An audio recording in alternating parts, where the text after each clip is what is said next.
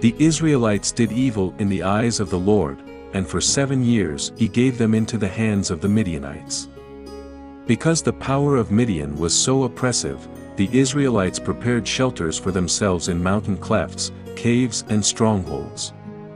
Whenever the Israelites planted their crops, the Midianites, Amalekites and other eastern peoples invaded the country.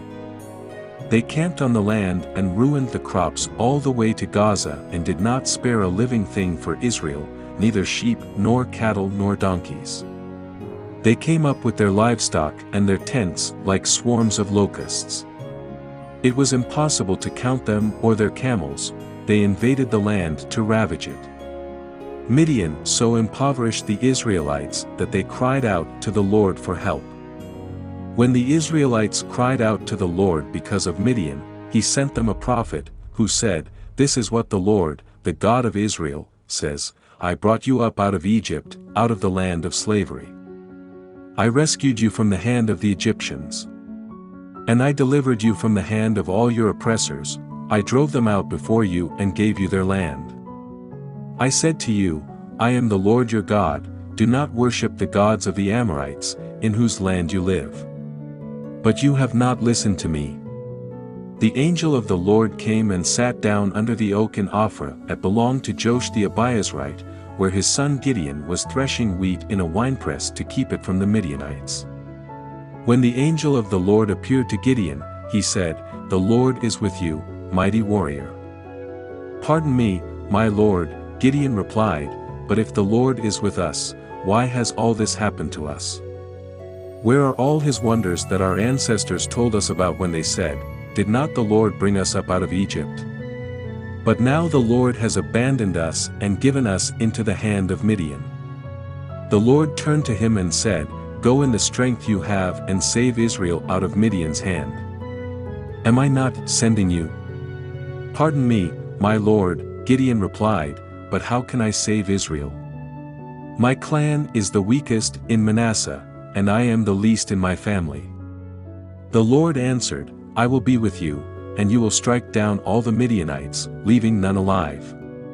Gideon replied, "If now I have found favor in your eyes, give me a sign that it is really you talking to me.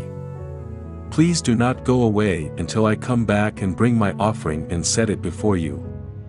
And the Lord said, "I will wait until you return."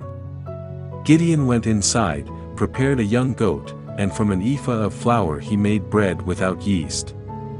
Putting the meat in a basket and its broth in a pot, he brought them out and offered them to him under the oak. The angel of God said to him, "Take the meat and the unleavened bread, place them on this rock, and pour out the broth." And Gideon did so. Then the angel of the Lord touched the meat and the unleavened bread with the tip of the staff that was in his hand. Fire flared from the rock, consuming the meat and the bread. And the angel of the Lord disappeared. When Gideon realized that it was the angel of the Lord, he exclaimed, "Alas, sovereign Lord! I have seen the angel of the Lord face to face." But the Lord said to him, "Peace. Do not be afraid. You are not going to die." So Gideon built an altar to the Lord there and called it "The Lord is Peace." To this day it stands in Ophrah of the Abiezrites. That same night the Lord said to him, "Take the second bull from your father's herd, the one 7 years old. Tear down your father's altar to Baal and cut down the Asherah pole beside it. Then build a proper kind of altar to the Lord your God on the top of this height. Using the wood of the Asherah pole that you cut down, offer the second bull as a burnt offering." So Gideon took 10 of his servants and did as the Lord told him. But because he was afraid of his family and the townspeople, he did it at night rather than in the daytime. In the morning, when the people of the town got up, there was Baal's altar, demolished, with the Asherah pole beside it cut down and the second bull sacrificed on the newly built altar. They asked each other, "Who did this?" When they carefully investigated, they were told, "Gideon son of Joash did it." The people of the town demanded of Joash, "Bring out your son. He must die, because he has broken down Baal's altar and cut down the Asherah pole beside it." But Joash replied to the hostile crowd around him, "Are you going to plead Baal's cause? Are you trying to save him? Whoever fights for him shall be put to death by morning. If Baal really is a god, he can defend himself when someone breaks down his altar." So because Gideon broke down Baal's altar, they gave him the name Jerubbaal that day, saying, "Let Baal contend with him."